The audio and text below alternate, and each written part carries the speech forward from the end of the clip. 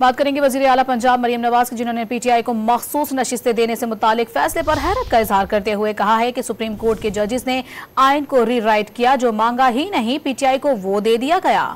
ملک کو چلنے دیں، جس کو واپس لانا چاہتے ہیں وہ مجرم ہے۔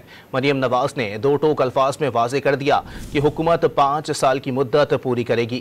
کسی نے حکومت کو غیر مستحکم کرنے کی کوشش کی تو آئینی ہاتھ سے نمٹا جائے گا۔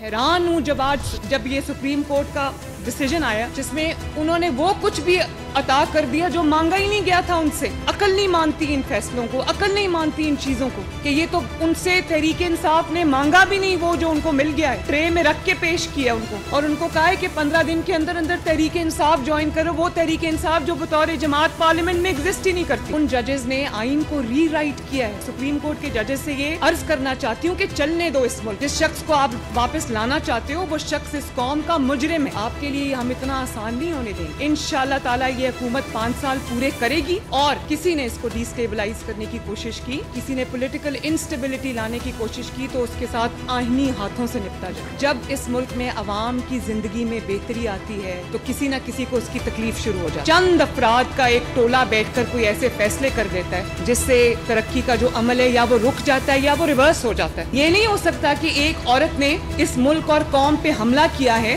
اس ملک کی تنصیبات پہ حملہ کیا ہے، آگ لگائی ہے، انتشار پھیلایا ہے، اور آپ اس کو کہیں وہ معصوم ہے، اس بیچاری کو 2 سال ہو گئے جیل میں بند ہوئے۔ بھئی کیوں جیل میں بند ہوئے سال ہوا؟ اپنی حرکتوں کی وجہ سے ہوا ہے۔ آپ نے جو جرم کیے ہوئے ہیں وہ پوری قوم نے ٹی وی پہ دیکھا ہے۔ جب موقع ملا انہوں نے آگ اور خون کا انتشار کا کھیل کھیلا، ان کو ریلیف دینے کے لیے آئین اور قانون کا حلیہ بگاڑ کے رکھ دیا۔